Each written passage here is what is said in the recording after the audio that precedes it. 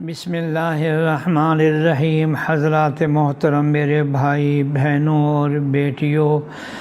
حضرت سلمان فارسی رضی اللہ تعالیٰ عنہ کہتے ہیں کہ میں نے حضرت صلی اللہ علیہ وسلم سے یہ پوچھا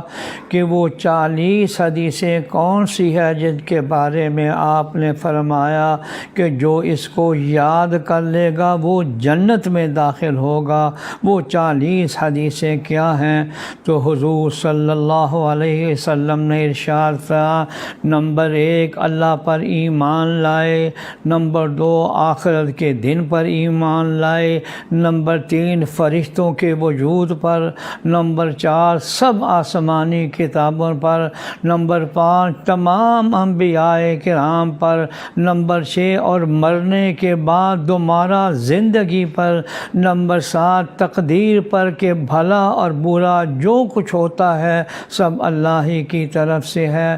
نمبر 8 اور گواہی دے اس پر کہ اللہ کے سوا کوئی معبود نہیں اور محمد صلی اللہ علیہ وسلم اللہ کے سچے رسول ہیں، نمبر 9 ہر نماز کے وقت کامل وضو کر کے نماز کو قائم کرے، نمبر 10 زکوٰۃ ادا کرے، اور نمبر 11 رمضان کے روزے رکھے، اور نمبر 12 اگر مال ہو تو حج کرے، نمبر 13 12 رکعت سنت مؤکدہ روزانہ ادا کرے، یعنی صبح سے پہلے 2 رکعت، ظہر سے قبل 4 رکعت، ظہر کے بعد 2 رکعت، مغرب کے بعد 2 رکعت اور عشاء کے بعد 2 رکعت، نمبر 14 وتر کسی بھی صورت میں نہ چھوڑے، اور نمبر 15 اللہ تعالیٰ کے ساتھ کسی کو شریک نہ کرے، اور نمبر 16 والدین کی نافرمانی نہ کرے، اور نمبر 17 ظلم سے یتیم کا مال نہ کھائے،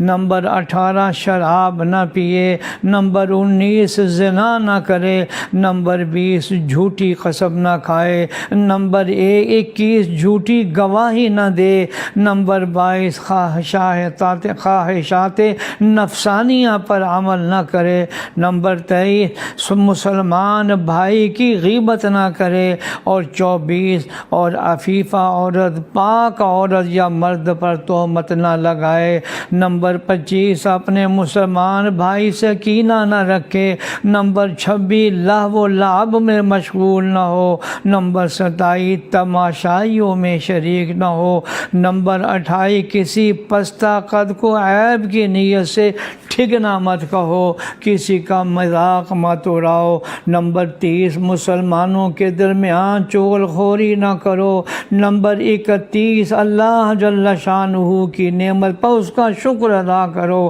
نمبر 32 بلا اور مصیبت پر صبر کرو، نمبر 33 اللہ کے عذاب سے بے خوف مت ہو، اور نمبر 34 اعزہ اور رشتہ داروں سے قطع تعلق مت کرو، نمبر 35 بلکہ ان کے ساتھ صلہ رحمی کرو، نمبر 36 اللہ کی کسی مخلوق کو لعنت مت کرو، نمبر 37 سبحان اللہ، اللہ اکبر اور لا الہ الا اللہ کا اکثر ورد رکھا کرو، نمبر 38 جمعہ اور عیدین میں حاضری مت چھوڑو، نمبر 39 اور اس بات کا یقین رکھو کہ جو تکلیف اور راحت تجھے پہنچی ہے وہ مقدر میں تھی، جو ٹلنے والی نہ تھی، اور جو کچھ نہیں پہنچا وہ کسی طرح بھی پہنچنے والا نہ تھا، اور نمبر 40 اور آخری کلام اللہ کی تلاوت کسی حال میں بھی مت چھوڑو۔